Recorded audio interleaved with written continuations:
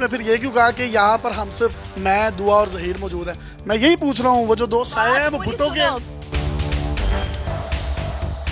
अगवा की दफा कौन सी होती है? जो अगवा की दफात थी वो लगवाने के बजाय तो दुआ ज़हरा के दफा का पिनल कोड क्या होता है? मैं आपको वही बताने लगी, उन्होंने उसके ऊपर you know what is penal code? चलें, अगर कोई अगवा बराए तावान के हवाले से किसी का अगवा है तो कौन सी पिनल कोड लगेगी? आपके पास नॉलेज ही नहीं है।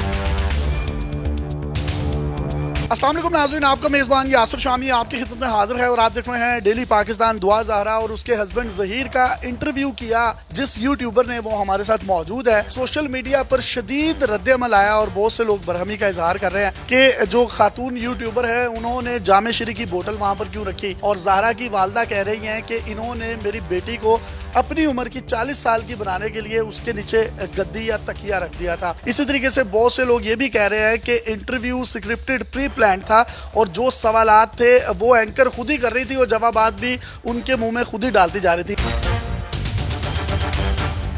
आपने वो जामे शरी की बोतल्स रखी क्यों थी? जहाँ तक बात है जामे शीरी की, तो मेरे सारे फॉलोअर्स और सब्सक्राइबर्स को ऑलरेडी पता है कि वो एक शख्सियत की छेड़ है। हमने जामे शीरी एक शख्स का नाम रखा हुआ है, मैं अपने लाइव सेशंस में उसका नाम लेती रही हूँ। आप किसी को छेड़ रही हैं और वहाँ पर जो उसके वालिदैन है उस पर क्या बीत रही होगी? उनकी बेटी का मामला है, वो घर से बेचारी भागी हुई है, तो आप जामे शरी रख कर किसी का चेज़ा ले रही है? चेज़ा तो आप भी बहुत लेते हैं, आपने कितने कॉमिक वीडियोस किए हैं, देखें।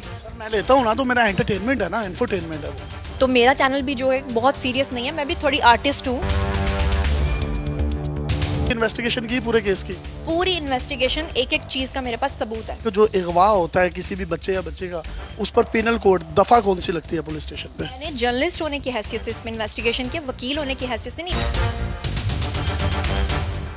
कौन से कोर्ट में चल रहा था इनका केस? इनका सबसे पहले लाहौर हाई कोर्ट में लड़की आती है, यहाँ पर आकर उसके 164 के लोअर कोर्ट। ये सेशन कोर्ट में चलते हैं, हाई कोर्ट में नहीं चलते। हाई कोर्ट में बाद में कोई केस जाता है जब इन दोनों अदालतों से कोई चीज़ रिजेक्ट होती है या यहाँ पर कोई चीज़ चैलेंज करनी होती है या कोई अनटिल अनलेस केस बहुत हाई प्रोफाइल बन जाए। आपकी काइंड इन्फॉर्मेशन के लिए ये भी बताता चलूँ, जो 365 होता है ना, ये अगवा का होता है, अगवा बराए तावान का 365 है। तकिया आपने क्यों उसके नीचे रखा? उसकी वालदा कह रही हैं कि आपने उसकी एज को जो है अपने जैसे 40 साल औरत बना दिया। तो आपकी एज कितनी है? जी मेरी एज 24 ईयर्स है। चलो खैर, मुझे बताएं, आपने तकिया उसके नीचे रख दिया, तो कभी ये तकिए का इत्तेफाक आपके साथ भी हुआ? अभी 1 मिनट पहले ये वाला तकिया जो है यासिर शामी के नीचे था और इसने निकाल के मुझे दिया है कि ताकि कोई इसका और मेरा। इंटरव्यू के लिए? हाँ, इंटरव्यू के लिए। तकिए का बड़ा मुकाम है। तकिए का बड़ा मुकाम है। तकिए को वो मुकाम हमारे मुआशरे में मिला नहीं जो मिलना चाहिए था। असल में वो अपने बेडरूम में थे और कैमरामैन जब सामने इंटरव्यू कर रहा था तो उसने कहा कि जैसे आप बहुत नीचे हैं ना, अभी तो मैं थोड़ी ऊपर हूँ। तो मैं नीचे नहीं हूँ, ये मैं नीचे गया हूँ। इंटरव्यू से पहले आपने कहा कि इस कमरे में कोई नहीं है, मैं हूँ, दुआ है और दुआ के हस्बैंड ज़हीर है। वो दो साए बन रहे थे दीवार पर और लोग उसको सोशल मीडिया पर आइडेंटिफाई भी कर रहे हैं। वो भुट्टो का साया है। कमरे में उस वक्त कोई मौजूद नहीं था, लेकिन कमरे का दरवाज़ा खुला हुआ था तो उनकी फैमिली के लोग आ जा रहे थे। ख़ास तौर पे जब ग्लासेस, मैंने उसे कहा था ना कि आप ग्लासेस लगाती हो, वो मैंने क्यों कहा था? मैंने इसलिए कहा था कि जैसे ही मैं मुलाकात के लिए उसके बेडरूम में आई, मेरी जो पहली नज़र है वो उसके ग्लासेस पे पड़ी। जैसे आपकी नज़र अभी वहाँ सामने टेबल पे इधर उधर पड़ रही है ना, लेकिन लोग चीज़ें नहीं देख। आप पे पड़ रही है। आपने इंटरव्यू में ये भी कहा कि भैंस के टीके आपको लगाए जाते हैं, कुछ इस तरह की आपने बातें की। तो आपको लगता है कि ये बात आपको करनी चाहिए थी?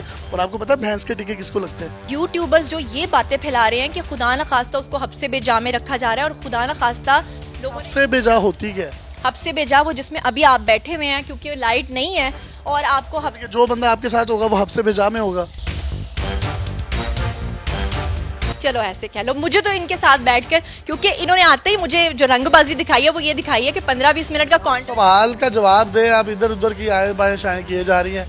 कौम जानना चाहती है, आपने उनके सेंटिमेंट्स के साथ खेला है, उसके पेरेंट्स के सेंटिमेंट्स के साथ खेला है। एक लम्हे के लिए सोचिए, आप भी कभी साहिब औलाद होंगी, अल्लाह ताला आपको साहिब औलाद करे, आपकी शादी भी हो चुकी है। अगर आपकी बच्ची के साथ इस तरह का कोई खुदा ना खास्ता सीन हुआ और कोई मेरे जैसा कोई 3rd क्लास यूट्यूबर जाकर उसका इस तरीके से इंटरव्यू करे, बहैसियत माँ आपके दिल पर क्या गुजरेगी? आपने 3rd क्लास कहा, बहुत बहुत शुक्रिया, अपने आप को कबूल। मैं 3rd क्लास हूँ, मैं 3rd क्लास हूँ। आप बताएं बहैसियत माँ आप पर क्या गुजरेगी? आपने जो कहा ना कि मैंने सेंटिमेंट्स हर्ट हर्ट किए। देखें, सेंटिमेंट्स तो वो लोग हर्ट कर रहे थे ये कहकर कि उनकी बेटी अगवा हुई हुई है या कोई उनको कह रहा था। हैसियत माँ आप पर क्या बीतेगी जो मैंने सोचा। पहले मेरी बात सुने, मैं ये कह रही हूँ कि मैंने तो उनके वालिदैन की मुलाकात करा दी उनकी बेटी के साथ, जो दिन रात परेशान थे कि हाय हमारी बेटी के साथ क्या हो रहा हो। आपको शुरू दिन से पता था, आपने इंटरव्यू में बताया कि मैं इनके साथ जो थी इन टच थी, ये जो 2 बच्चे हैं, तो उसकी वालदा, पुलिस, पूरा मुल्क जो है कहीं ना कहीं उनके सेंटिमेंट्स की वजह से परेशान था। आपने इतनी भी इखलाकी जरूरत ना की कि आप पुलिस को या कम से कम उनके वालिदैन को बता दें कि आपकी बच्ची इस जगह पर मौजूद है। कि आप ये बात समझ सकते हैं कि एजेंसीज को, पुलिस को या उनके वकील को पता नहीं होगा जो बात मुझे पता होगी। पुलिस मेरा सोर्स थी, मतलब कि मैं पुलिस से बात करती थी जब भी कोई न्यूज़ ब्रेक करती थी, और मैं उनके वकील से बात करती थी, और जब वो खुद कोर्ट में पेश होते थे तो उनके वकील मुझे कहते थे कि आप भी आ जाएं। हमने आपसे जितने भी संजीदा गैर संजीदा सवाल किए आपने उसमें मोस्टली आए बाएं शाये की है।